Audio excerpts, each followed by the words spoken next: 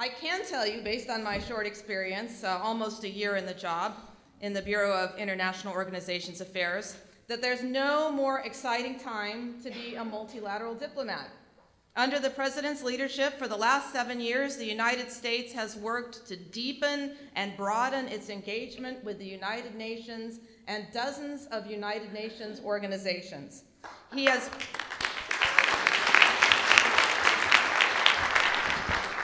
He's referred to it as the era of engagement. And I would like to talk about how that era has unfolded and some of the successes that it's resulted in, but I'll save the bulk of the time for questions and answers at the end of my remarks. Let me begin by making an assertion that won't be earth-shattering or groundbreaking for anybody, and that's that we are faced as a world with a proliferation of challenges that requires cooperation and can only be addressed effectively through collective action. I could offer climate change as one of the most obvious of those challenges, although after this weekend, we have to also consider the dangers of violent extremism. We could talk about the disparities that are inherent in the Sustainable Development Goals.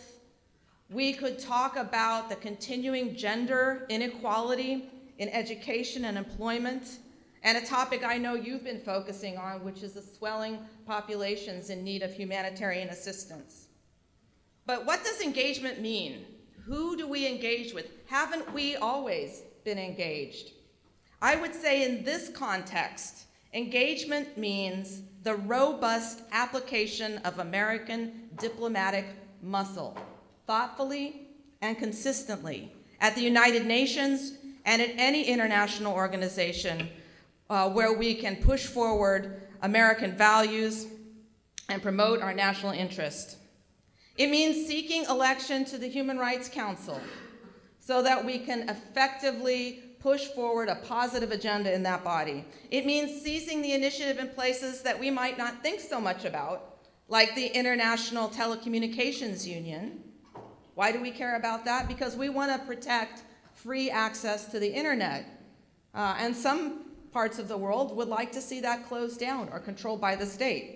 It means robust engagement with the International Civil Aviation Administration to ensure safety when we fly. It means taking a leadership role in the climate talks, which concluded in Paris last year. And it means using the peace and security tools of the UN system, such as sanctions, to demonstrate international will and to induce countries such as Iran to behave better.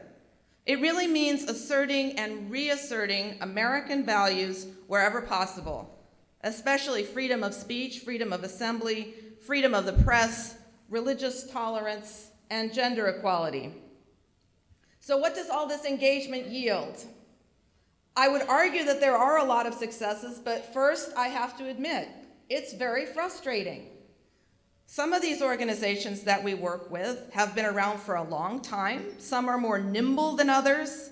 And when you have 193 member states, you have to avoid the lowest common denominator or the circular conversations that sometimes occur that makes progress difficult. And multilateralism itself is difficult. It requires conversations, it requires listening, it requires negotiations, and it requires something which is sometimes considered a bad word, compromise. The United States comes to this, I have to be honest, with a bit of a handicap. We have focused so much of our foreign policy through the lens of bilateral action. We're one of the only countries in the world that has an embassy in almost every country in the world. Smaller countries focus their efforts on the multilateral arena. They train their diplomats from the beginning that that's where they're going to work. They really put a premium on their work in multilateral organizations. And so whereas we've come to this a little bit later, there are organizations out there that have been doing it all along. I'm happy to say we're making some strides in this area. Multilateralism, particularly in the era of engagement, has become more and more of a recognized area of expertise. And if some of you have questions later about multilateralism in the context of a State Department career, I'm happy to talk about that too. So I've underscored some of the challenges. I'd like to talk about some of the outcomes from the era of engagement, just so you can see what's possible. The first one that I mentioned, I think already, is the Paris Agreement. 175 countries have signed on to this. And I cannot tell you how many years of work and intense negotiations led into it. The role played by the Secretary of State himself. So years went into it, but even the Paris talks were not easy. And I'll just give you a little vignette from my world. We have a little office in our bureau that staffs these conferences, that provides the computers and the people that support the negotiators. And for the first time this year, I had to buy 3 inflatable air mattresses to put in the control room so that the negotiators, who were literally negotiating 24/7, would have a place to catch a nap before they went back to work. That's how dedicated some of these people are. Another important achievement, which we've already heard mentioned, the global goals, the Sustainable Development Goals, Agenda 2030.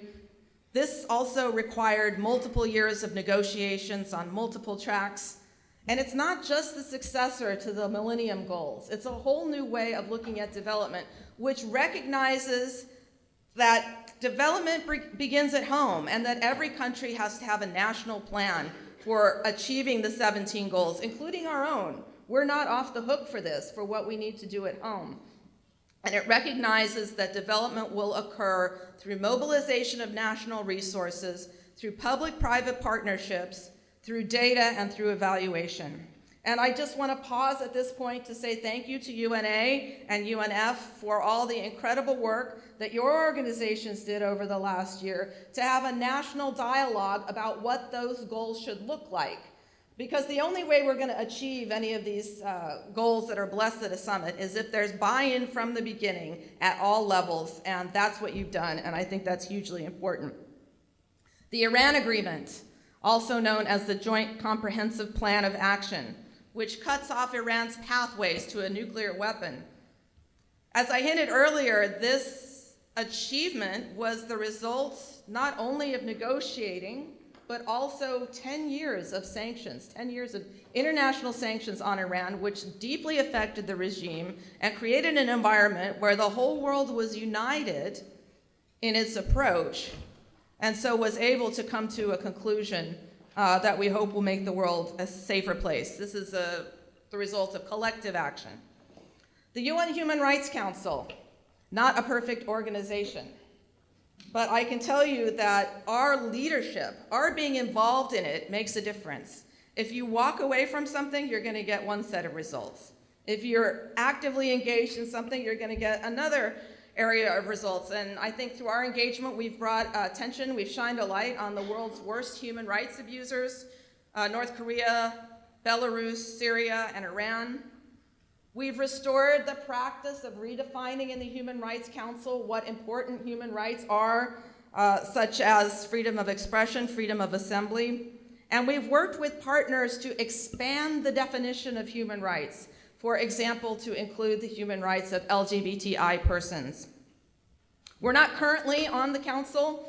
We have to take a year off because they have term limits there, but we're still able to join our partners in promoting some of the resolutions that will occur. The June session starts today, so please keep an eye on it. You'll see resolutions on some of the human rights abuses going on in Burundi. You'll see resolutions confirming the importance of freedom of assembly, and you'll see resolutions that are directed at combating gender-based violence. And I hope we'll see something even further on the rights of LGBTI people. Our speaker from the National Education Association mentioned that sometimes it's not the United States that introduces something. Sometimes it's our partners. Sometimes if we introduce something, it's seen as America trying to impose its will, and it doesn't go as far. But if we can work with partners to introduce something and support them, sometimes that can have more impact, and we'll see some of that, I think, playing out in the Human Rights Council this time. One of the other things I want to mention that I was particularly happy to be involved in when I first started this job is peacekeeping, and the President's Summit on Peacekeeping last year, which you may have heard about. It resulted in pledges of 50,000 additional troops and all kinds of additional capabilities to support UN peacekeepers around the world, the vast number of whom serve with courage and with honor. So that's some of the achievements from the last few years. Let's talk about the challenges. I think the biggest challenge that we're looking at this year, the one that takes up most of our time, is the refugee crisis. 60 million people displaced. 60 million.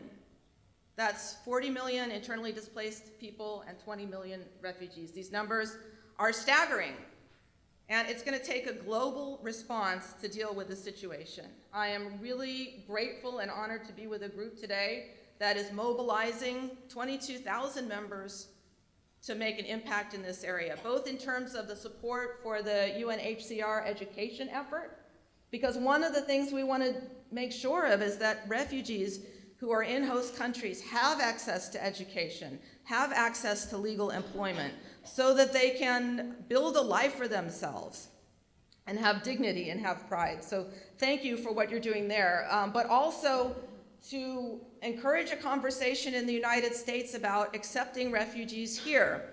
You know, our government has committed to accepting 85,000 refugees this year, among them 10,000 Syrians. We're looking to accept 100,000 next year. There are some people that are afraid of this, forgetting maybe that we are a nation of immigrants. I just took a poll in my office on Friday out of curiosity, and of the 10 people I talked to, with one exception, we all had either one immigrant parent or two immigrant parents. And that's America. So thank you for what you're doing to continue that conversation in the United States. The president is very concerned about this issue, so he has instructed us, the State Department, but in particular my bureau, with organizing Leaders Summit on Refugees on the margins of the UN General Assembly this year. We've already got our co-hosts picked out, and we are looking for the developed countries to significantly increase their contributions to UN appeals to help refugees, but also to increase the number of refugees they resettle in their countries. We're looking for less developed countries that are hosting refugees to change their laws to allow refugees to have access to legal employment and to education. Of course, the biggest thing we can do for refugees is solve the world crises that create the refugees in the first place. I can tell you, watching Secretary Kerry, I don't know where he gets the energy, but he is always on a plane, going somewhere, meeting somebody, pushing forward, whether it's Syria, Yemen, Iraq, Libya. He never stops and will never stop either, because it's important.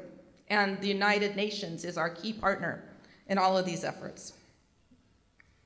We have to embrace the United Nations with open eyes. As I said before, it's not perfect. There are some serious challenges. Some of them hit the headlines. Peter mentioned the issue of sexual exploitation and abuse by a small number of UN peacekeepers. Horrible issue.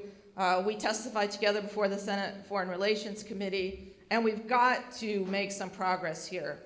Fortunately, this year the UN has decided that it will share the countries of those who have been accused, so that we can go to those countries directly, so that we can demand action from them, so that we can see what they're doing, and if they need help with their judicial system or their tools of investigation, we can offer that help. There are other issues that maybe don't make the headlines that are equally important. The need for more efficiency in spending, the need for more transparency in hiring, better gender equality in the United Nations, clarity on budgets. But even with those problems, if you look back at those sort of achievements that I mentioned, whether it's climate or whether it's peacekeeping or whether it's the agreement with Iran or the Sustainable Development Goals, we have to ask ourselves, would any of those things have been possible without the UN? And the answer is, of course not. So while we work assiduously to make improvements in this organization, we also have to embrace its capacity as a facilitator, as a convener, as a venue for our collective action as a planet. So that's what we're doing at the Department of State. That's what all of you are doing. I know you're up on the hills tomorrow. I wish you the best of luck with that. And I will stop there and say thank you very much for your kind attention on a Monday morning. And I'm happy to hear questions on anything, recognizing that I'm not the expert on any of these things, but I can try to give you the best answer I can. So thank you very much.